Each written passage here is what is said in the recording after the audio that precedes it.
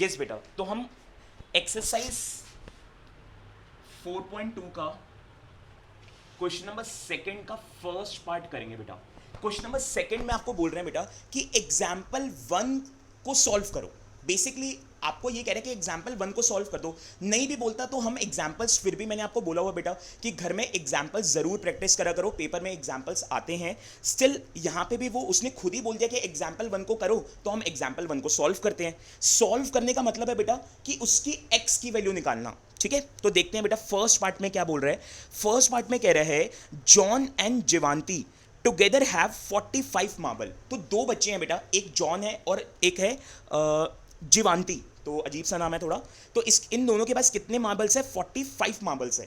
कह रहे हैं both of them lost 5 marbles each and the product of their number of marbles they now have is 124।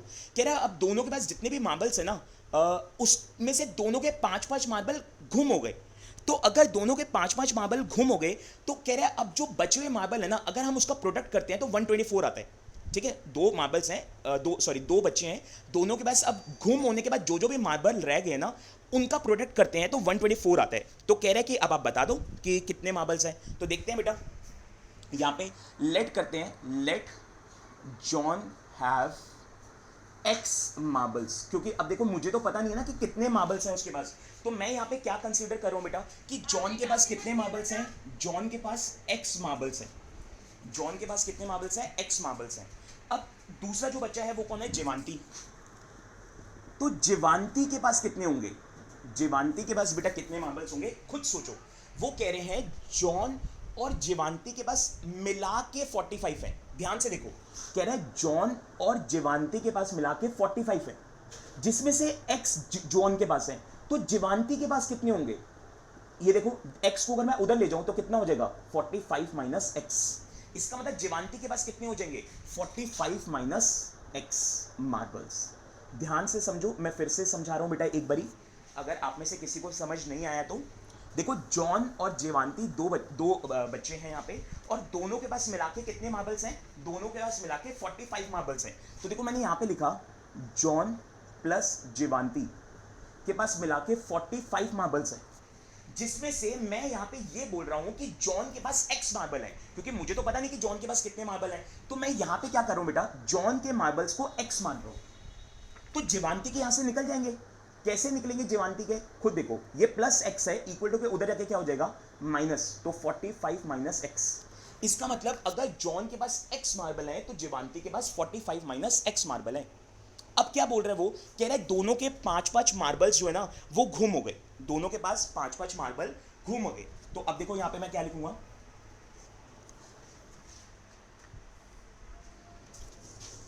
When they lost 5 marbles each. अब जब ये दोनों 5-5 marble बेटा घुमा देंगे तो अब कितने मार्बल्स इनके पास सूझेंगे? तो now John have x minus 5 marbles and Jivanti have 45 minus x minus 5 marbles। ध्यान से देखो कैसे, आप खुद देखो, जॉन के पास x है, इसने 5 घुम कर दिए तो x माइनस 5। आप खुद देखो ना, अगर मान लो आपके पास 20 है, 20 में से 5 घुमा दिए तो कितने बचे? 15 बचे। 20 माइनस 5। तो अगर ऐसे जॉन के पास x है तो 5 घुमाने के बाद कितने बचे? x minus 5। जिवांती के पास 45 माइनस एक्स है, तो 5 लूज करने के बाद कितने बचे? 5 लूज करने के बाद इसके पास बचे बेटा 45 minus x minus 5। 45 minus x minus 5। तो अब इसको माइनस करेंगे तो कितना आएगा बेटा? तो इसको सॉल्व करके आएगा 40 माइनस एक्स। 40 minus x. कैसे 40 माइनस एक्स? 45 में से 5 गया 40 माइनस एक्स। Minus x. अब इसके बाद क्या करेंगे बेटा? इसके बाद देखते हैं क्या करेंगे यहाँ पे। अब क्वेश्चन कह रहा है 80Q। 80Q का मतलब होता है बेटा according to question. According to question अगर हम बात करें तो अब क्या यहाँ पे बेटा सिचुएशन बनती है? तो वो कह रहे हैं कि जॉन और जिवांती के पास, जॉन और जिवांती के पास अब जो मार्बल पड़े हैं ना, अगर मैं उनका प्रोडक्ट करता हूं तो वो आएगा मेरे पास 124। तो अब अगर वो कह रहे हैं कि अब जो बचे हुए मार्बल हैं अगर मैं इनका प्रोडक्ट करता हूं तो वो आएगा 124। तो यहां पे लिखेंगे according to question their products equals to 124। तो अब देखो ये है क्या, ये है x माइनस 5 और ये है बेटा 40 माइनस एक्स और इक्वल्स टू 124। अब क्या करना है आपको, अब एक एक करके सॉल्व मल्टीप्लाई करो डिस्ट्रीब्यूटिव प्रॉपर्टी के जैसे। डिस्ट्रीब्यूटिव प्रॉपर्टी क्या कहती है, x एक बारी 40 से भी मल्टीप्लाई होगा, फिर x एक बारी माइनस एक्स से भी मल्टीप्लाई होगा, तो ये प्लस का है ये माइनस का है, तो प्लस माइनस माइनस तो x इंटू एक्स। फिर 5 एक बारी 40 से भी मल्टीप्लाई होगा और 5 माइनस का है 40 प्लस का है, तो minus plus minus 5 into 40।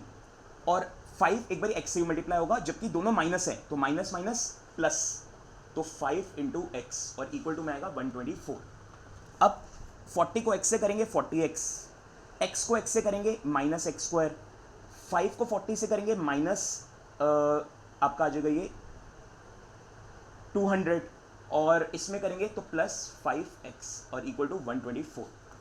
Then अब आपको इसको सीक्वेंस में लिखना है बेटा। ये देखो माइनस एक्स स्क्वायर पहले आएगा, फिर 40x और 5x प्लस होके 45x आएगा, माइनस 200 और ये 124 इक्वल टू के लेफ्ट में आके 124 माइनस का हो जाएगा, तो ये आएगा minus x square plus 45x और इसको सॉल्व करेंगे तो माइनस 324 इक्वल्स टू 0।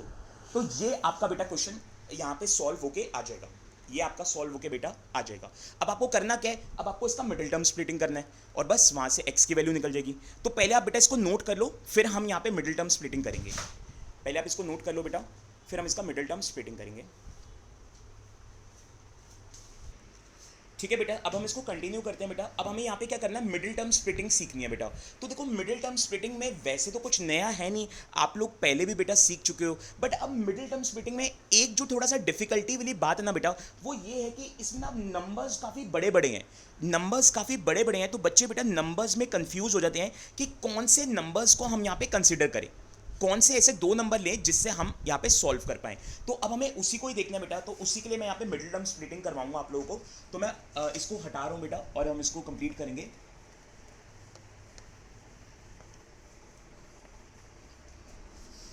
सो देखो मेरे पास नंबर क्या है बेटा, मेरे पास जो है minus x square plus 45x minus 324 equals to 0। तो मेरे पास ये है बेटा और मुझे यहाँ पे क्या करना है, इसकी मिडिल टर्म स्प्लिटिंग करनी है। ठीक है, इसकी मिडिल टर्म स्प्लिटिंग करनी है। अब देखो इसकी मिडिल टर्म स्प्लिटिंग कैसे करेंगे, सो ध्यान से देखो बेटा, अगर आप ध्यान से देखो तो यहाँ पे ना पहली वाली टर्म में ना मेरे पास माइनस है जबकि मुझे चाहिए ही नहीं होता, तो क्यों ना मैं यहाँ से माइनस कॉमन ले लूँ और इन सबके साइन चेंज कर दूँ। देखो जब भी हम माइनस कॉमन लेते हैं ना बेटा, तो हम सारे टर्म्स के साइन चेंज कर सकते हैं। तो मैं यहाँ पे क्या करने वाला हूँ बेटा, माइनस को कॉमन लेने वाला हूँ और इन सबके साइन चेंज करने वाला हूँ। तो एक्स स्क्वायर माइनस का है वो प्लस का हो जाएगा, 45 प्लस का है वो माइनस का हो जाएगा और ये माइनस का ये प्लस का हो जाएगा और इक्वल्स टू में 0, इक्वल्स टू में 0। तो ऐसे करके बेटा देखो मैं साइन चेंज कर सकता हूँ। अब ये माइनस का फिर मैं करूँ क्या, ये माइनस मेरा इक्वल टू के इधर चला जाएगा और इधर है 0। और आप खुद देखो बेटा, अगर -1 मतलब सॉरी -1 कह रहा हूँ, ये माइनस जब 0 के पास जाएगा तो 0 तो ना ही नेगेटिव होता है और ना ही पॉजिटिव होता है, तो ये माइनस खत्म हो जाएगा एक तरीके से, मतलब कि इस माइनस की एग्जिस्टेंस खत्म हो जाएगी। तो अब मेरे पास बचेगा क्या, अल्टीमेटली मेरे पास बचेगा x square minus 45x minus 324 equal to 0। मान लो अगर यहाँ पे 0 ना होता फिर क्या होता, तो फिर ये माइनस उसके पास चला जाता। मान लो यहाँ पे 5 होता तो फिर ये -5 के पास चला जाता, बट अभी क्योंकि 0 है तो फिर ये -0 के पास जाएगा नहीं, और अगर चला भी जाएगा तो आपको पता है बेटा 0 जो है वो ना ही नेगेटिव होता है और ना ही पॉजिटिव होता है, तो इसकी वजह से यहाँ से 0 के पास से भी वो माइनस हट जाएगा, या आप ऐसा बोलो कि उसके पास जाएगा ही नहीं वो। तो अब बचा क्या मेरे पास ये। अब इसका मिडिल टर्म कैसे करेंगे, तो सेम कॉन्सेप्ट बेटा हम यूज करेंगे, पहला वाला नंबर सेम और लास्ट वाला नंबर सेम, और बीच वाले नंबर को मुझे स्प्लिट करना है। और स्प्लिट करने के लिए मुझे करना क्या पड़ेगा, मुझे रफ की हेल्प लेनी पड़ेगी। अगर मैं रफ की हेल्प लेता हूँ बेटा, तो मुझे ऐसे दो नंबर चाहिए जिसको मैं प्लस करूँ या माइनस करूँ। तो मेरे पास क्या आना चाहिए, प्लस करूँ या माइनस करूँ, तो बीच वाला -45 आना चाहिए बेटा, बीच वाला -45 आना चाहिए। और उन्हीं दोनों नंबर को मल्टीप्लाई करूँ, फर्स्ट नंबर और सेकेंड नंबर को मल्टीप्लाई करूँ, तो मेरे पास क्या आना चाहिए बेटा, तो मल्टीप्लाई करके ये देखो, ये 1 है और ये 324 है, तो 1 इंटू 334, तो 324, तो 324 आना चाहिए।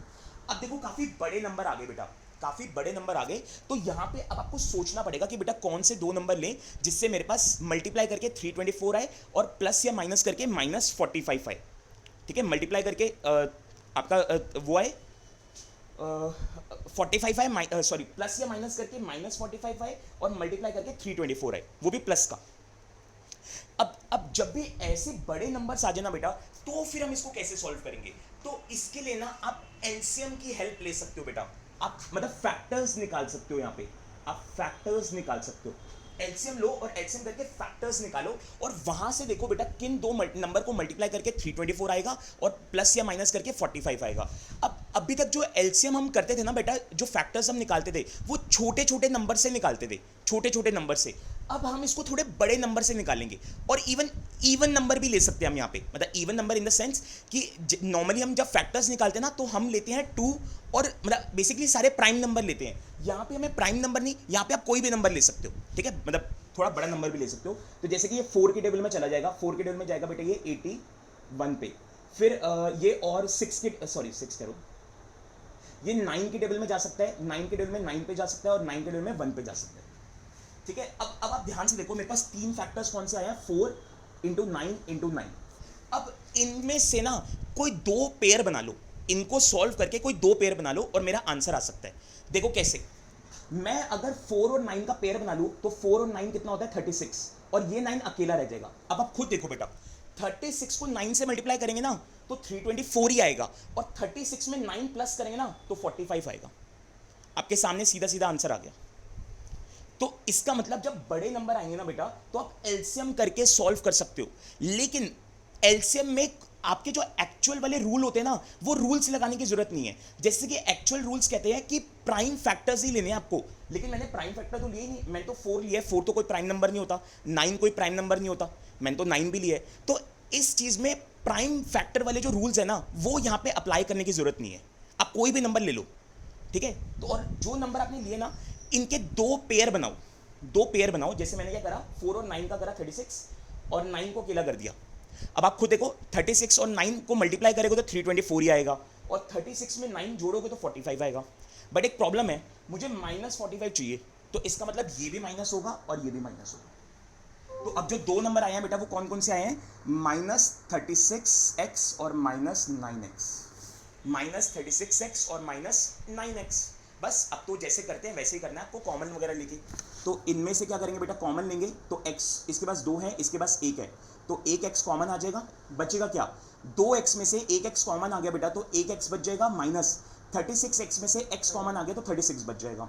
फिर इसमें से बेटा माइनस, एक तो ये माइनस आ जाएगा, और 9 और 324 ये दोनों किस कॉमन टेबल से जाते हैं, तो जब आप रफ में कैलकुलेशन करोगे बेटा, तो दोनों 9 के टेबल से जाते होंगे, दोनों 9 के टेबल से जाते होंगे। तो अब 9 कॉमन आ गया, अब क्या होगा, 9x में से अगर 9 कॉमन आ गया तो x बचेगा। और फिर एक और चीज बेटा, अगर माइनस आपका कॉमन आया ना, तो अंदर वाले के साइन चेंज होंगे, तो ये प्लस जो है माइनस का हो जाएगा। और 9 के टेबल में 324 कितने पे जाता होगा, 36 पे। आप रफ में कैलकुलेट करके देख लेना बेटा, 36 पे जाता होगा, ठीक है, डिवाइड करके देख लेना। तो अब आपके पास क्या बचेगा बेटा, x - 36, x - 36 ये एक बार ही आ जाएगा, और x - 9 एक बार ही आ जाएगा, इक्वल टू में 0। फिर क्या होगा बेटा, अब आपको x की वैल्यू निकालनी है एक्चुअल में, तो x - 36 इक्वल टू 0 होगा, तो x की वैल्यू 36 आएगी, और x - 9 जब 0 के इक्वल होगा तो x की वैल्यू 9 आएगी। बस खत्म आंसर, 36 और 9, ये आपका आंसर हो जाएगा। सो आप लोग बेटा इसको नोट करो और मुझे बताना